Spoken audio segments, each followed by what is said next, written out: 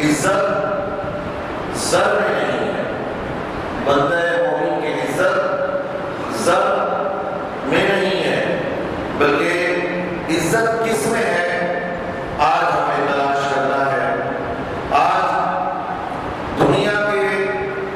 غیر ممالک میں ہی نہیں کہ اسلام کو آج بدنام کیا جا رہا ہو یا مسلمان کو مارا پیٹا جا رہا ہو، بلکہ آج اسلامی ممالک کا بھی حال یہ ہے کہ آج وہ بھی عزت کی زندگی نہیں جی رہے، ذلت و رسوائی ان کا مقدر بن چکی ہے۔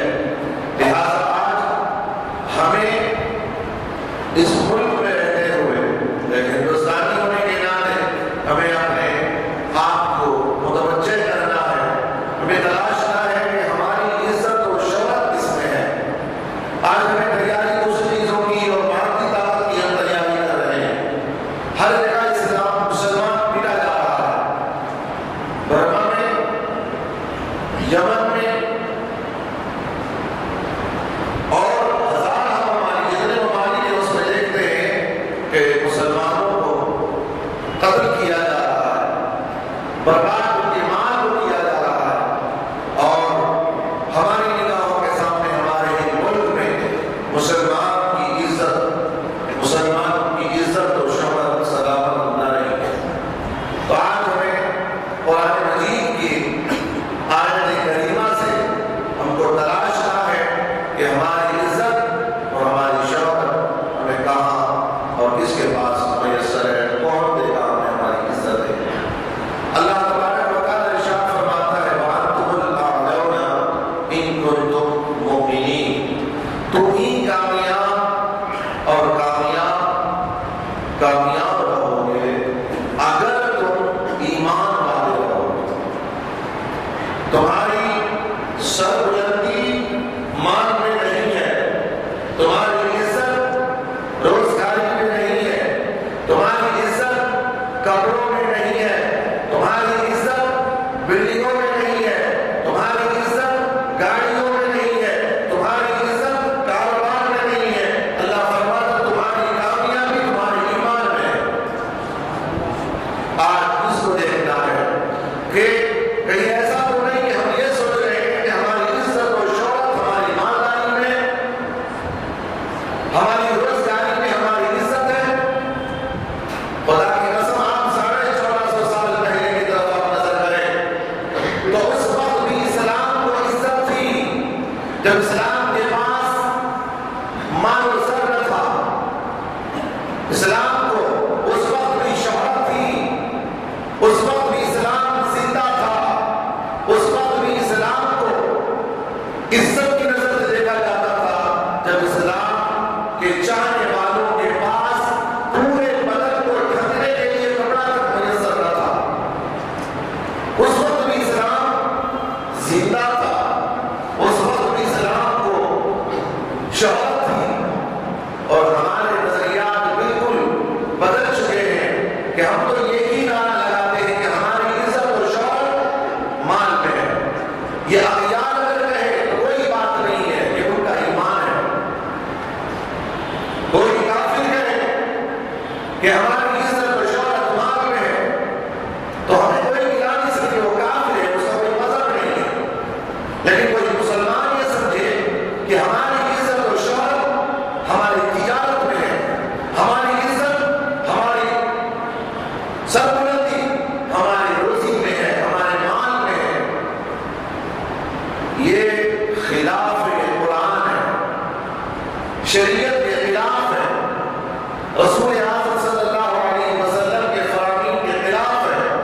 اللہ تعالیٰ کو واضح طور سے کہہ رہا ہے وَأَنْتُمُ الْأَعْلَوْنَ، ضرور تاکید کے ساتھ تم ہی کامیاب رہو گے، تم ہی کامیاب رہو گے اگر تم ایمان والے رہو۔ بس ہمیں یہ دیکھنا ہے کہ عزت ہمیں نہیں ہے، شہرت ہمیں نہیں ہے، سربلندی ہمیں نہیں ہے، تو گویا کہ کہیں نہ کہیں ایسا ہے کہ ہمارا ایمان کمزور ہے۔ اس کی بنیاد پر ہمیں آج ذلت و رسوائی دیکھنا پڑ رہا ہے، وہ ہمارا قدر بن چکی ہے۔ لہٰذا آج 1450 سال کی تاریخ کو آج ہم دہراتے ہیں کہ عزت ہمیں کیسے ملے، شہرت ہمیں کیسے ملے۔ اس وقت بھی اسلام کو عزت تھی اور آج بھی اسلام کو عزت ملے گی۔ کب ملے گی؟ جب ہم اس پائے پر پہنچیں گے، اس مقام پر ہم فائز ہوں گے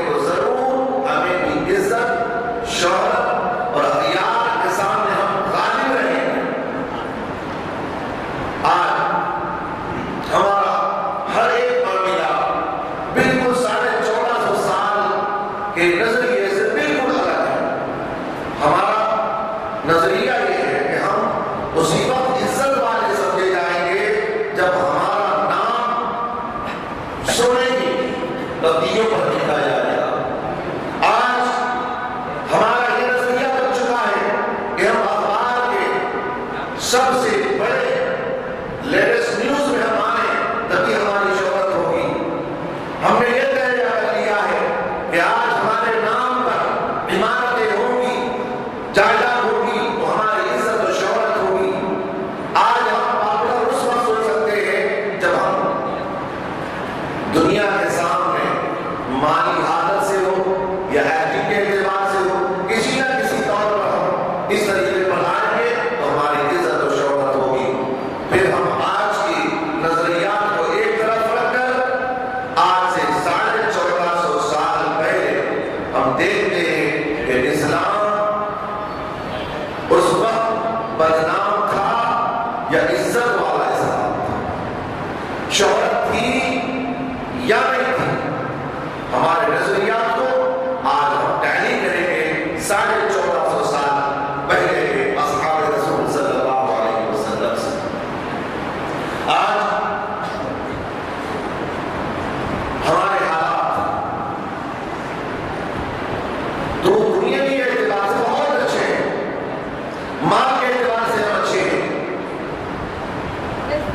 کاروبار کے اعتبار سے ہم اچھے ہیں، عمارت کے اعتبار سے ہم اچھے ہیں، کپڑے کے اعتبار سے ہم اچھے ہیں، لیکن ایک اعتبار سے ہمارے رہے ہیں، وہ ہے ایمان کے اعتبار سے۔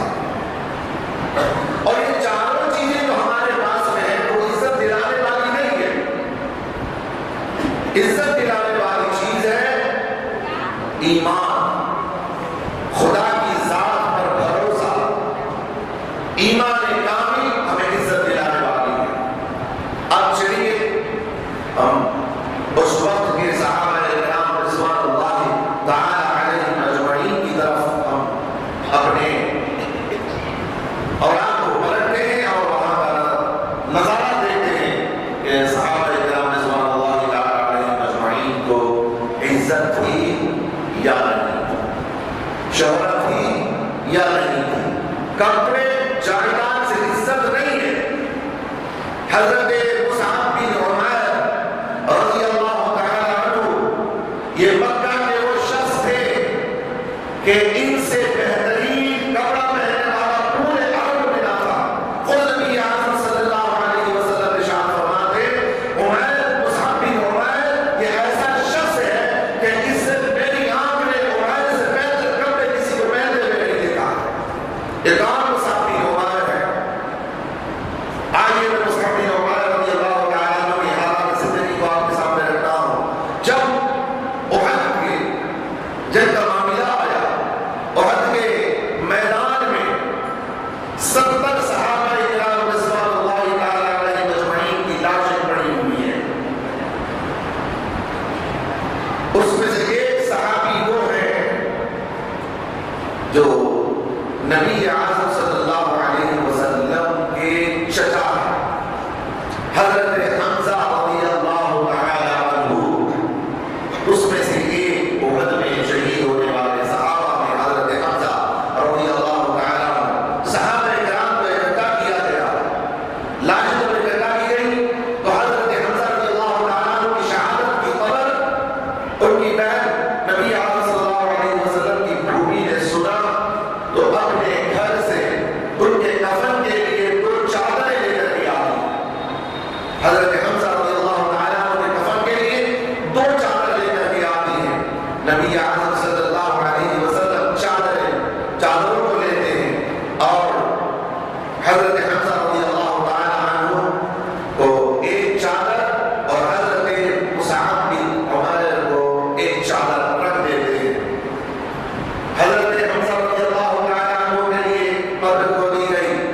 نبی اعظم صلی اللہ علیہ وسلم نے فرمایا ایک چادر جو چھوٹی ہے وہ حضرت حمزہ کو دے دو۔ حضرت حمزہ رضی اللہ تعالیٰ عنہ کو چادریں لائی گئی اور جب حضرت حمزہ، یہ وہ حمزہ ہے اللہ اکبر، اسلام کی تاریخ میں جب بھی کبھی کسی نے انگلی اٹھائی وہ حمزہ اللہ اکبر، کبھی اس پر آنچ آنے نہ دیا۔ نبی اعظم صلی اللہ علیہ وسلم پر جب ظلم و ستم کیا جا رہا تھا کہ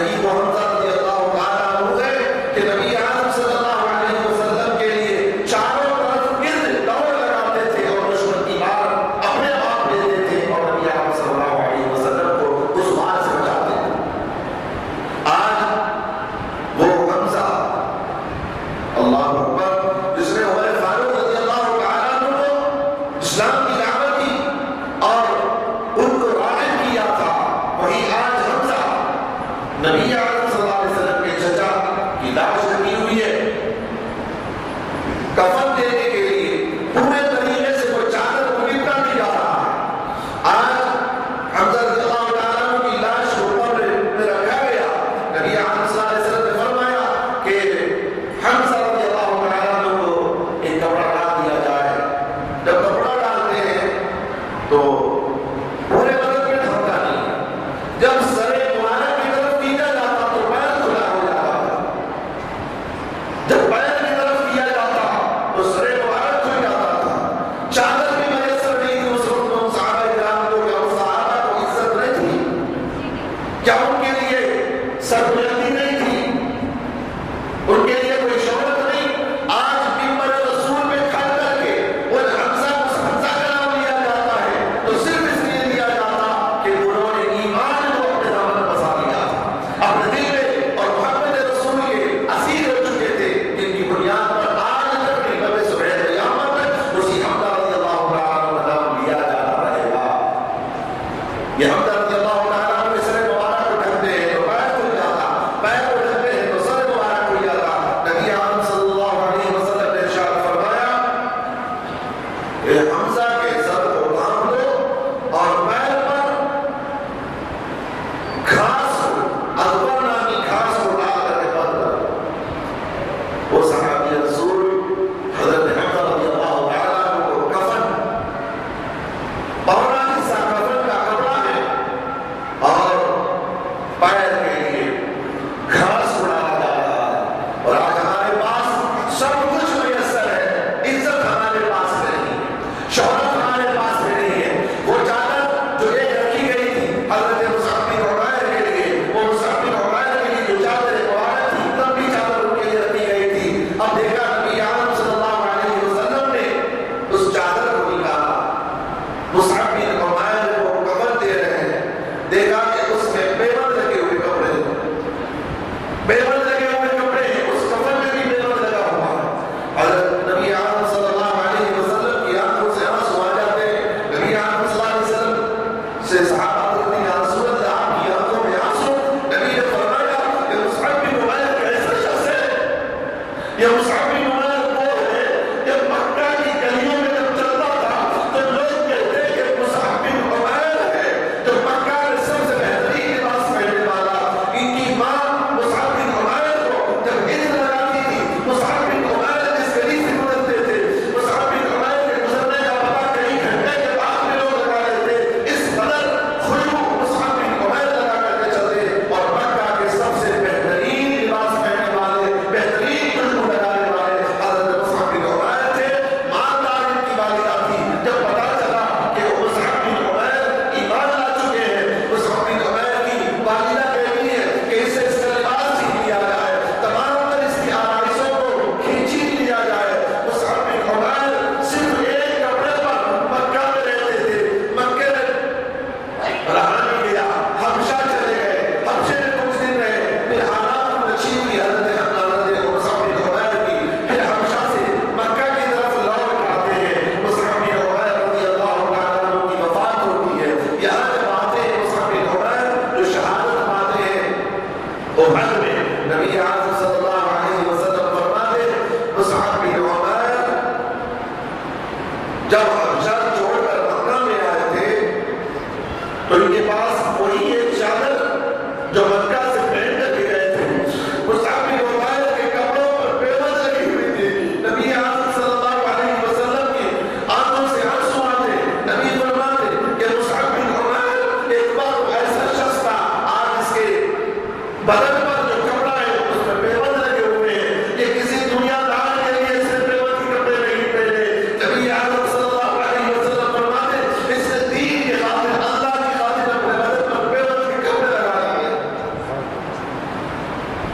مصعب بن عمیر صحابہ عزت مال نہیں سمجھتے تھے، دنیا داری میں ان کی عزت و شہرت نہیں تھی، بلکہ ایمان میں ان کی عزت تھی۔ یہ عام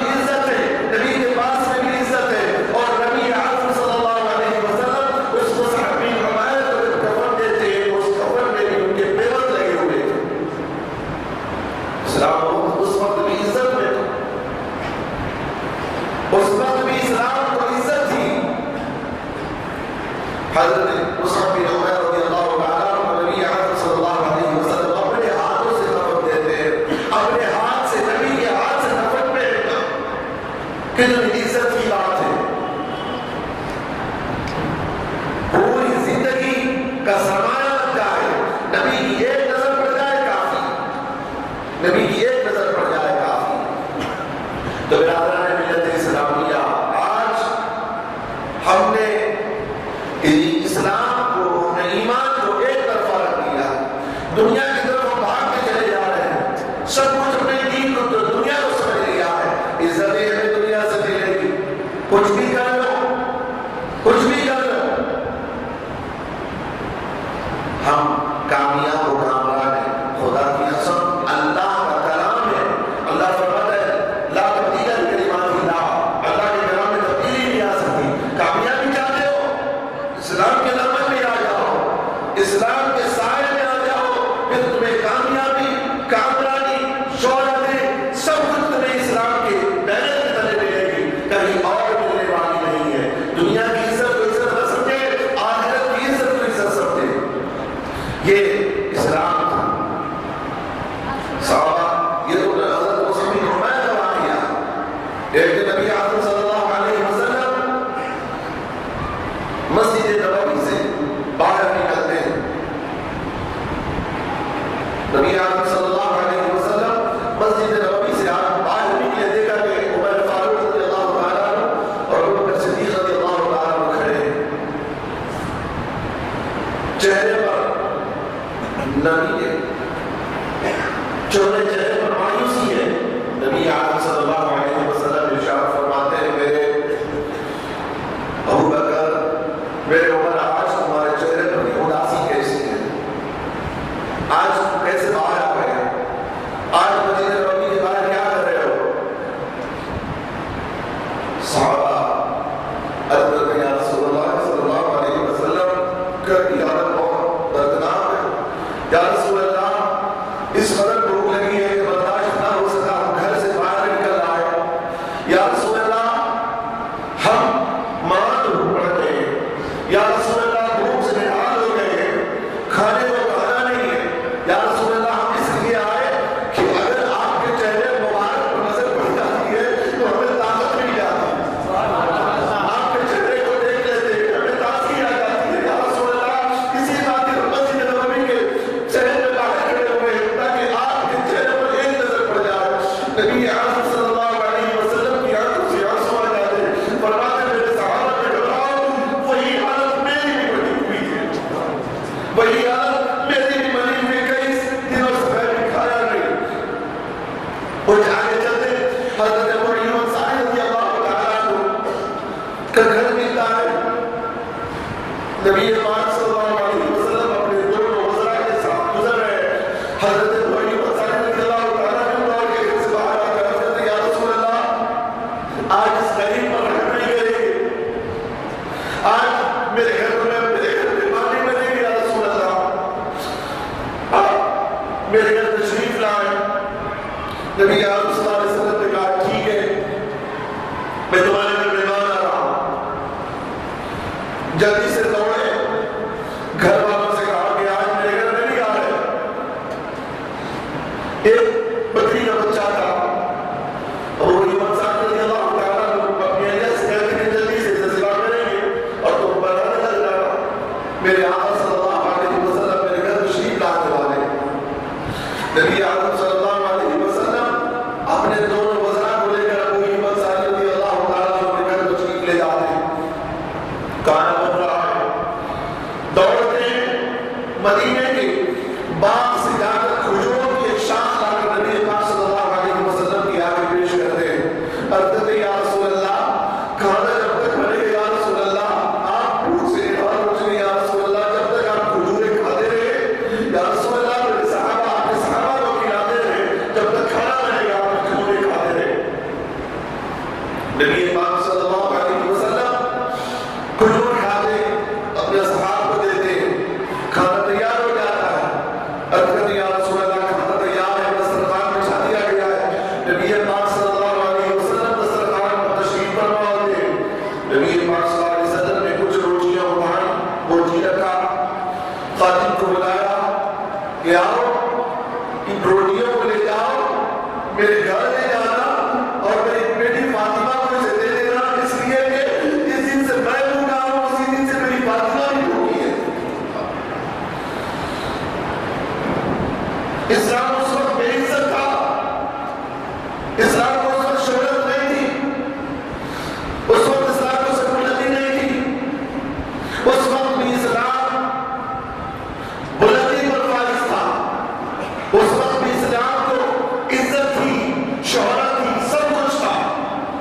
ایک دور اسلام نے وہ بھی دیکھا ہے، ایک دور وہ بھی آیا کہ نبی اعظم صلی اللہ علیہ وسلم تشریف فرما تھے. بخاری شریف کی حدیث حضرت حاتم طائی ان کے فرزند نبی اعظم صلی اللہ علیہ وسلم کی بارگاہ میں آتے ہیں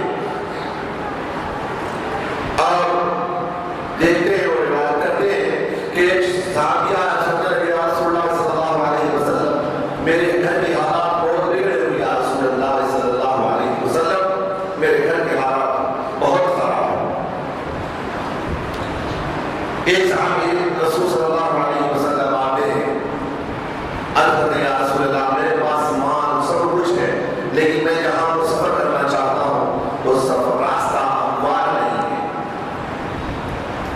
نبی اعظم صلی اللہ علیہ وسلم حضرت علی رضی اللہ تعالیٰ عنہ، یہ حضرت علی کون ہے؟ حضرت حجر بن عدی جو آج سے کچھ سال ابھی کچھ سال گزشتہ سال پہلے جس صحابی رسول کو داعش کے حرامیوں نے ان کی مزار مقدس کو اٹھا کر قبر مبارک سے جن کی لاش کو نکالا گیا تھا وہی حضرت حجر علی ہے. حضرت علی حجر رضی اللہ تعالیٰ عنہ وہی ہیں. آج نبی اعظم صلی اللہ علیہ وسلم کے بارے میں کیا گفتگو ہوتی ہے میں اسی صحابی رسول اللہ صلی اللہ علیہ وسلم کے واقعے کو بیان کر رہا ہوں، وہی اسی میں بیان نہیں کرتے. حضرت علی رضی اللہ تعالیٰ عنہ کی طرف مڑ کے فرماتے ہیں میرے صحابی تم نے یہ دور بھی دیکھ لیا ہے، ایک دور اسلام میں وہ بھی آئے گا کہ لوگ چاندی اور سونا لے کر گلیوں میں زکات دینے کے لیے بھیجیں گے، زکات لینے والا کوئی نہیں ملے گا. اسلام کو وہ دور بھی ملے گا. آج یہ دور کو دیکھا ہے کہ مفلس کی ملاقات بھی ہے اور ایک اسلام کو وہ دور بھی آئے گا کہ جب اسلام کے پاس اتنا مال ہوگا لوگ اپنی زکاتوں کو لے کر گلیوں میں گھومیں گے، وہ زکات لینے والا کوئی نہیں ہوگا. حضرت علی رضی اللہ تعالیٰ عنہ سے فرماتے کہ ابھی تم دیکھو گے اگر اللہ نے تمہیں رکھا تو تم دیکھو گے کہ ایک عورت مصر سے چل کر کے مکے تک آئے گی سوائے خدا کے اسے کسی کا ڈر خوف نہیں رہے گا، وہاں سے چلے گی مکہ کے سرزمین پر آئے گی بلا خوف آئے گی. ارشاد فرمایا میرا علی سن رکھو کہ جو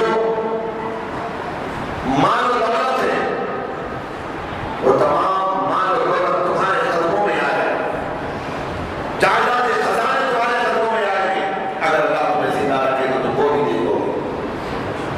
نبی پاک صلی اللہ علیہ وسلم نے ارشاد فرمایا میرے علی ایک دور وہ بھی آئے گا کہ کوئی زکات لینے والا نہیں ہوگا.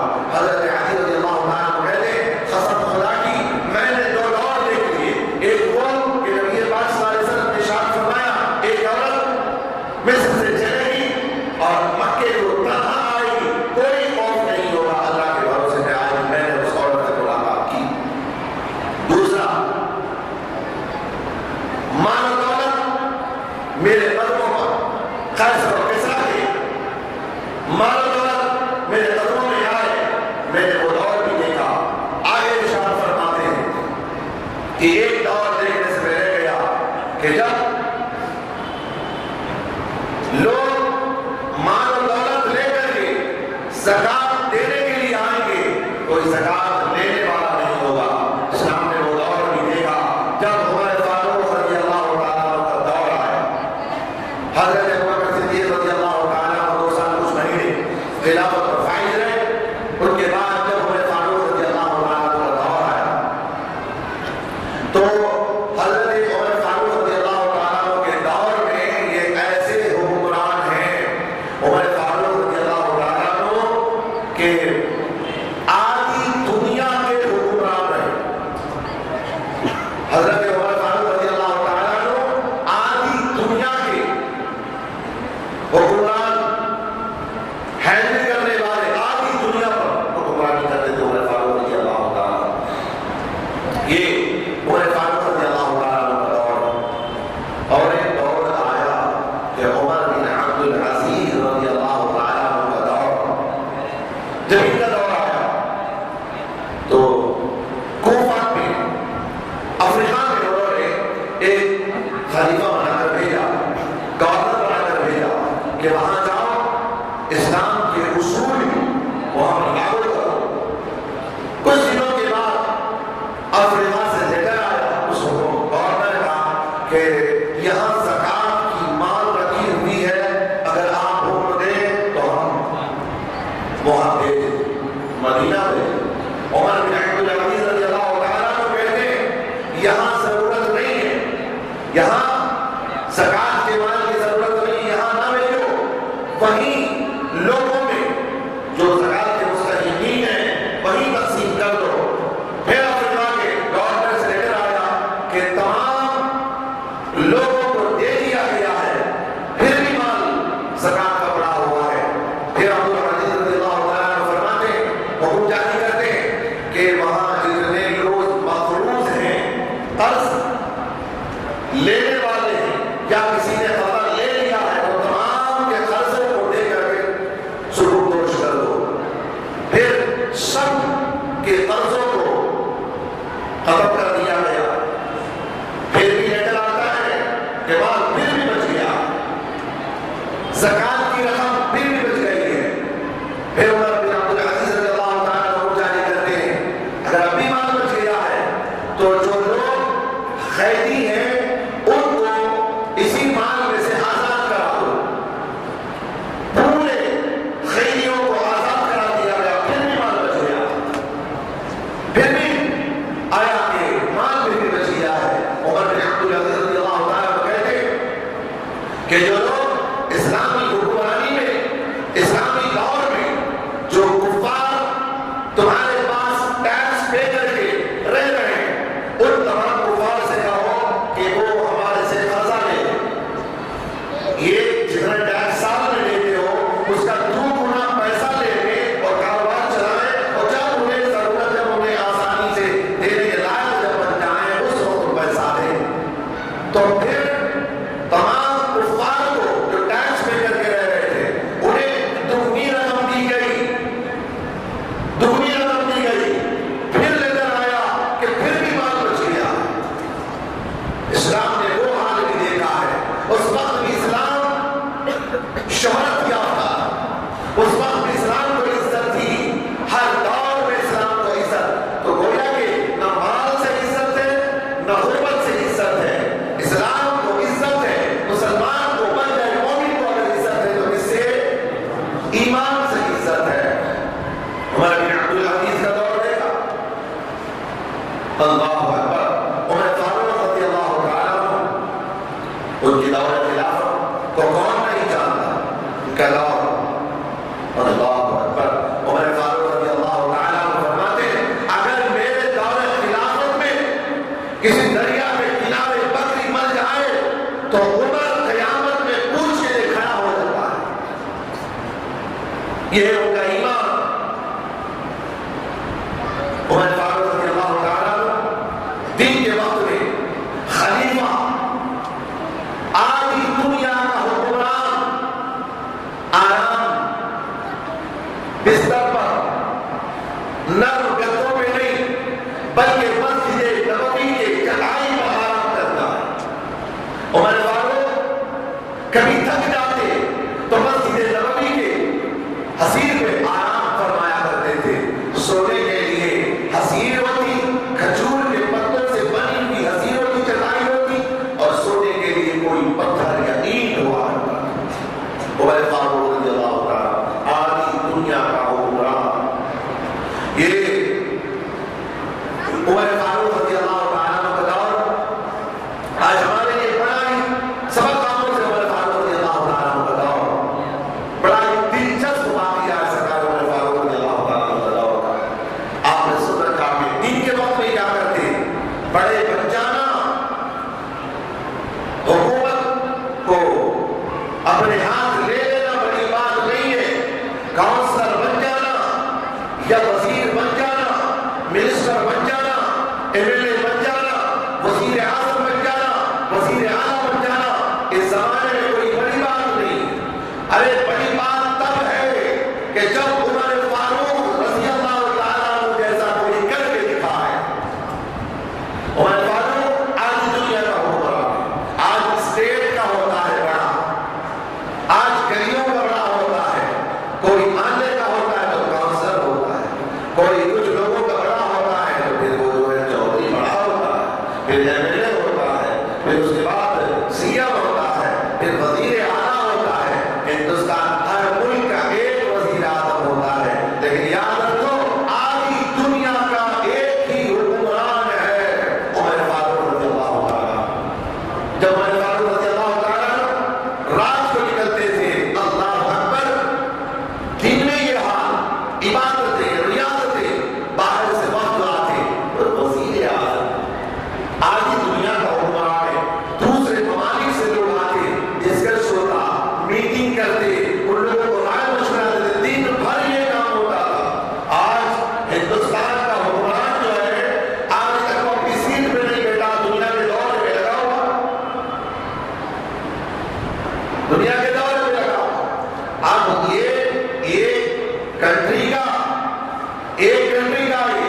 ارے عمر فاروق تو آدھی دنیا کے حکمران تھے، انہیں نہ سونے کا ٹائم ہے، نہ بیٹھنے کا ٹائم ہے، نہ کھانے کا ٹائم۔ عمر فاروق تھک جاتے تو لیٹ جاتے مسجد نبوی۔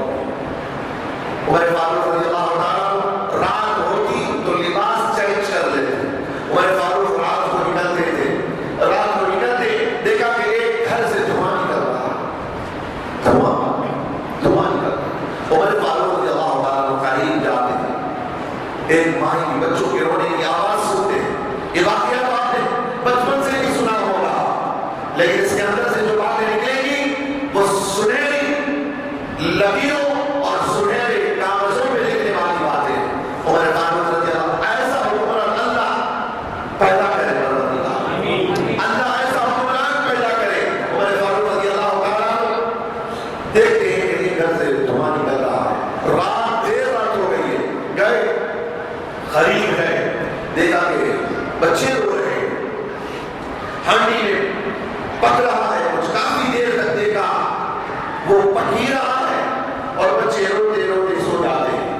عمر فاروق رضی اللہ تعالیٰ آواز دیتے ہیں، اندر داخل ہوتے ہیں، پوچھتے ہیں بھائی کیا بات ہے، کیوں بچے رو رہے ہیں؟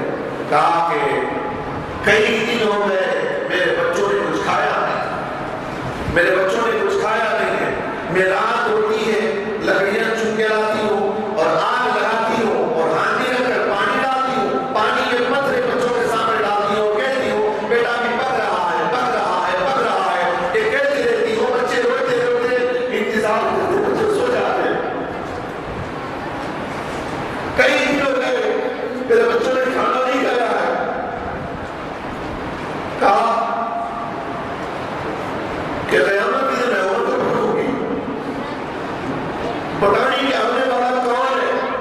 عمر فاروق رضی اللہ تعالیٰ کو کہتے ہیں مائیں رک جاؤ میں ابھی آتا ہوں۔ عمر فاروق جاتے ہیں، بیت المال سے آٹا، تیل اور سامان بنانے اس دیتے ہیں، اپنے کاندھوں پہ اپنے پیٹھ پہ لاد کر لے جاتے ہیں۔ ایک صحابی اصنبی نامی صحابی بھی کہتے ہیں امیر المؤمنین آپ نہ لے جائیں۔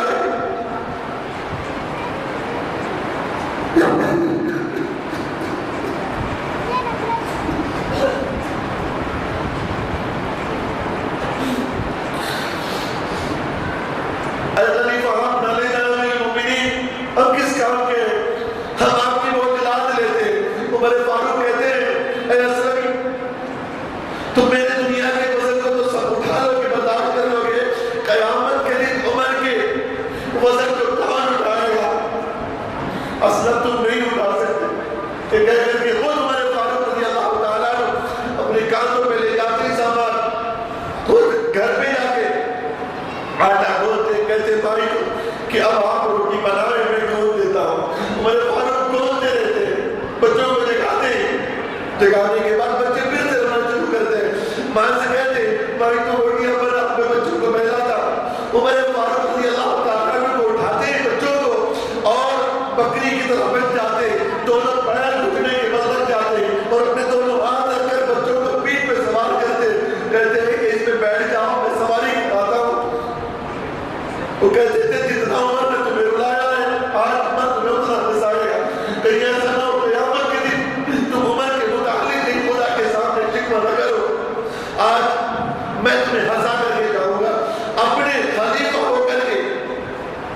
اسلام نے وہ چیز پیش کی ہے کہ تاریخ ایسی اسلام کی مثال پیش نہیں کر سکتی ہے. تاریخ صبح قیامت تک تاریخ میں نہ ایسی مثال پیش کر سکتی ہے. تاریخ نہ صبح قیامت تک پیش کر سکتی ہے. عمر فاروق اپنے کاندھوں پہ بٹھا لیتے, بچوں کو سیر کراتے, بچے روتے, عمر فاروق رضی اللہ تعالیٰ سب جاتے, اس پہ سیر کرو, اس پہ سواری کرو, میں کھلاتا ہوں, میں پلاتا ہوں. عمر فاروق تھوڑی رات جو ہے ان کے ساتھ گزارتے, بتاتے. جب کھانا تیار ہو جاتا ہے اپنے ہاتھوں سے عمر فاروق بچوں کو کھلاتے. جاتے ہوئے مائی سے پوچھتے ہیں, مائی عمر کو تم نے معاف کر دیا, عمر کو تم نے معاف کر دیا؟ کہا نہیں, معاف نہیں کیا ہے. کل قیامت ہوگی, میرا ہاتھ ہوگا, عمر کا گریبان ہوگا. حضرت عمر فاروق عرض کرتے ہیں, مائی کہتے ہیں, مائی معاف کر دے عمر کو. کہتے ہیں نہیں, میں معاف نہیں کر سکتی. عمر فاروق رضی اللہ تعالیٰ نے پل پلا کر روتے, مائی کو نہیں معلوم ہے کہ یہ عمر بچوں کی طرح روتے. کہتے مائی عمر کو معاف کر دے, عمر کو معاف کر دے. وہ مائی پوچھتی ہے تمہیں کیوں پڑھا رہے عمر کا؟ ارے عمر کو بدنصیب کوئی اور نہیں ہے, یہی وہ بدنصیب عمر ہے, مجھے معاف کر دے. عمر فاروق رضی اللہ تعالیٰ پل پلا کے رو کر کے کہتے کہ عمر کو معاف کر دے. مائی کہتی ہے رو کر کے, کہتی ہے کہ تم عمر ہے, میں نے ایسے عمر کو نہیں دیکھا, میں نے ایسے عمر کو نہیں کہا ہے, میں نے معاف کیا عمر کو. پھر عمر فاروق رضی اللہ تعالیٰ اپنے گھر کی طرف روانہ ہوتے. اس وقت بھی اسلام تو عزت, شہرت, سب کچھ اسلام نے کیا کیا نہیں دیکھے. اسلام نے کون سا زمانہ نہیں دیکھا, ہر دور اسلام نے دیکھا ہے. اور آج سب دور سے یہ دور آ رہا ہے, ہر چیز میں مہیا ہے, مال ہے, دولت ہے, سب کچھ ہے. نہیں ہے تو صرف ایک چیز نہیں ہے, ہمیں عزت نہیں ہے. مسلمان کو عزت نہیں ہے, مسلمان کو شہرت نہیں ہے. جب بھی کوئی اسلام کا فنڈامنٹلسٹ بنتا ہے, کوئی اسلام کو فالو کرنے والا بنتا ہے, اسے دہشت گرد کر دیا جاتا ہے, اسے دہشت گرد بنا دیا جاتا ہے, نام اس کا رکھ دیا جاتا ہے. ایئرپورٹ پہ جاتا ہے تو شک کی نگاہوں سے دیکھا جاتا ہے, فلائٹ پہ چڑھتا ہے تو شک کی نگاہوں سے دیکھا جاتا ہے. آخر کیوں؟ اسلام کو چلانا کوئی گناہ ہے, مسلمان بننا کوئی گناہ ہے, اسلام پسند بننا کوئی گناہ ہے, قرآن کی اتباع کرنا کوئی گناہ ہے, نبی کی سنت پر عمل کرنا کوئی گناہ ہے. کیوں ہم اسلام پر چلنے کو اپنے لیے آر سمجھتے ہیں, اسلامی لباس پہننا اپنے لیے بے عزتی سمجھتے ہیں. اسلامی لباس صرف مسجد کی حد تک ہم نے رکھ لیا ہے, ہم اسے دنیا کے سامنے نہیں پیش کرتے. ہم یہ سمجھتے ہیں اسلامی لباس صرف مسجد کی حد تک رہے, اسے اغیار کے سامنے پیش نہیں کرتے. کیا گناہ کیا ہے اسلام؟ ارے اسلام نے تو زندگی کو بنایا ہے, زندگی جانوروں کو انسان بنایا ہے, دہشت گردوں کو امن پسند بنایا ہے. اسلام نے جو وحشی جانور تھے, جو اپنی ماں کے ساتھ بدسلوکی کرنے والے تھے, ان لوگوں کو اسلام نے ماں کا مقام بتایا ہے. جو وحشی جانور کی طرح اپنی بچیوں کو دفن کر دیا کرتے تھے, انہیں اسلام نے تہذیب سکھائی, بچوں کا مقام بتایا ہے. اسی اسلام کے چاہنے والے نہ رہے. آخر میں ہو کیا گیا ہے؟ اسلام پسند نہیں. آج ہمیں مغربی ممالک کے لباس پہننے میں عزت سمجھی جاتی ہے, ہمیں فخر سمجھتے ہیں. ہم دنیا کے لباس جب پہنتے ہیں تو ہمیں فخر ہوتا ہے کہ ہم بہت بڑے جو ہے وہ دنیا دار بن گئے. خدا کے لیے, خدا کی یہاں جس کی عزت ہے, رسول کے سامنے جس کی عزت ہے, وہ اختیار کیجیے. عزت, شہرت, وقار, بلندی, سب کچھ اسلام کے دامن میں ہے. اسلام میں آ جاؤ تو صحیح. اللہ میں اقبال اسی لیے کہتے کہ محمد سے وفا تو نے تو ہم تیرے ہیں, یہ جہاں چیز ہے کیا لوح و قلم تیرے, سب کچھ تیرا ہے. جب تو غلامی رسول میں آئے گا, تو اس حدود میں آئے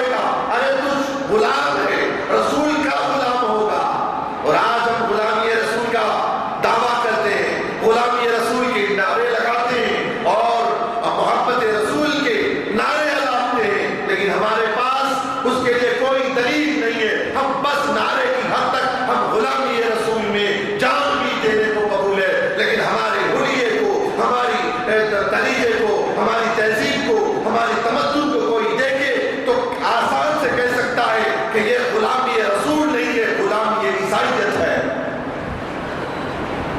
हमारे कैरेक्टर इस्लाम से मेल नहीं खाते, हमारे आदत व अतवार इस्लाम से मेल नहीं खाते, हमारी तहजीब व तमद्दुन इस्लाम से मेल नहीं खाते, हमारे लिबास इस्लाम से मेल नहीं खाते, हमारी हेयर स्टाइल इस्लाम से मेल नहीं खाती, हमारी कोई अदा इस्लाम से मेल नहीं खाती, हमारे खाने का ढंग इस्लाम से मेल नहीं खाता, हमारे चलने का ढंग इस्लाम से मेल नहीं खाता, हमारे बोलने का ढंग इस्लाम से मेल नहीं खाता, हमारे सोचने का ढंग इस्लाम से मेल नहीं खाता, हमारे सुनने का ढंग इस्लाम से मेल नहीं खाता, हमारे गुफ्तार और रफ्तार इस्लाम से मेल नहीं खाते। आखिर क्यों? हमें इस्लाम से इतनी दुश्मनी क्यों है? कोई और नहीं, इस्लाम को मिटाने में जितना किरदार, जितना रोल इस मुसलमानों ने किया है, अखियार ने भी नहीं किया है। लिहाजा एक दर्द था मैं जो आपके सामने आज इज्तिमा में रखा हूं, बस लिहाजा आज हम तय करें कि हम मुसलमान बनना है तो मुसलमान बन के जियो। आज हमारी मस्जिदों का हाल क्या है, हमारी तहजीब का हाल क्या है? अल्लाह अकबर। एक मुसलमान बाहर मुल्क का था, वो आया गुरुद्वारा जाने के लिए, देखे कि आखिर गुरुद्वारा में जो लोग करते हैं क्या है, आखिर जाकर के देखे तो सही। बहुत सारे लोग जो है वो सफर करके आते हैं, कुछ सैर और तफरीह करते हैं, बहुत सारे मंदिर देखने लोग जाते हैं। कई लोग हिंदुस्तान में कई ऐसी जगहें हैं, कोई स्टेट ऐसा है जहाँ पर सिर्फ जो है वो मूर्तियाँ रखी हुई होती हैं, वो जो बनाते पुराने जमाने की जो मूर्तियाँ हैं, जो बिल्कुल बेहयाई तस्वीर वाले जो उनके मंदिरों में लगाया गया है, उन तस्वीर को देखने के लिए वो एक सैर व तफरीह है उनके लिए। मंदिरों को जाते हैं, देखते हैं मुसलमान, स्कूल से बच्चों को ले जाते हैं, स्कूल से बच्चों को ले जाते हैं मंदिरों को दिखाने के लिए, बहुत सारे लोग चर्च चले जाते हैं दिखाने के लिए। ऐसे ही एक बार का मुसलमान मुसाफिर आया और गुरुद्वारा जा रहा था, दाखिल होने से पहले उसने निकाला, चप्पल निकालने के बाद उस चप्पल को उठाया, कहीं तलाश कर रहा था कि मैं कहीं छुपा दूं। एक किसी का आया, पूछने लगा भाई क्या है, कहाँ चप्पल थमा के ले जा रहे हो? कहा कि मैं थोड़ा हिफाजत से रख दूं। कहा कि ये मस्जिद नहीं है, गुरुद्वारा है। ये मस्जिद नहीं है, गुरुद्वारा है। वो मस्जिद वो होती है जहाँ पर मस्जिदों से चप्पलें गायब हो जाती है। चप्पल गायब करने वाला कोई काफिर नहीं होता, मुसलमान का बच्चा होता है। आज हमारी मस्जिदों से, हम मुसलमानों से चप्पल नहीं रखे जाते हिफाजत से, मसाजिद में हम डर के चप्पल छुपा के रखते हैं। ये हाथ हमारा, अरे बाथरूम से अच्छे जगह रख दो, बाथरूम से जग लिए जाते हैं लोग, बाथरूमों से जग लिए जाते हैं। अल्लाह हिफाजत फरमाए। लोग, अरे वो भी कोई मुसलमान है जिनके वो इबादत खानों में बाथरूम के डब्बों को चैन से बांध के रखा जा रहा हो, ये भी कोई मुसलमान है? शर्म आनी चाहिए। हमें तहजीब सीखना है, इस्लाम के दामन में आना है, इस्लाम को लेना है कि आखिर इस्लाम है क्या। तो लिहाजा हर बात की जिम्मेदारी है कि इस्लाम सिखाओ, ईमान सिखाओ। अगर हमें आगे चल करके कामयाब व कामयाब होना है, अरे चाहे वो RSS क्यों हो, कोई बजरंग दल हो, इस्लाम का कुछ नहीं बिगाड़ सकता, कुछ नहीं बिगाड़ सकता है। वो उस वक्त 10,000 के थे, हमारे पास 700 थे, तब भी कुछ नहीं बिगाड़ सके। उनके पास हथियार थे, हमारे पास हथियार नहीं थे, उस वक्त भी हमारा कुछ कोई नहीं बिगाड़ सके। बस ईमान रखो, कामयाब रहो, बस ईमान रखो। इंशाअल्लाह हिंदुस्तान की आज से कुछ साल पहले की तारीख मैं आपको बता सकता था, जब अंग्रेज की हुकूमत थी। इंशाअल्लाह ताला वो आपको जब पता चलेगा कि उस वक्त मुसलमानों के साथ क्या क्या बर्ताव किया था अंग्रेजों ने, किस वजह से हम पर गालिब नहीं आए, और हिंदुस्तान की आज़ादी में सबसे ज्यादा रोल अदा करने वाले और सीना सिपर होकर के सीने पे गोली खाने वाला कोई और नहीं, मुसलमान का खून का सीना था। मुसलमान के सीने पे गोली जाती, मरता नहीं था। तारीख है, इंशाअल्लाह वक्त हो चुका है, मैं अपनी तारीख भी बताता अल्लाह ताला से बस यही दुआ करता हूँ, अल्लाह ताला हमें मुसलमान बनकर जिए, मुसलमान बनकर انشاءاللہ تبارک و تعالیٰ گھر والے ماں باپ سب اپنے بچوں کو اسلام کی تربیت دے. اللہ تبارک و تعالیٰ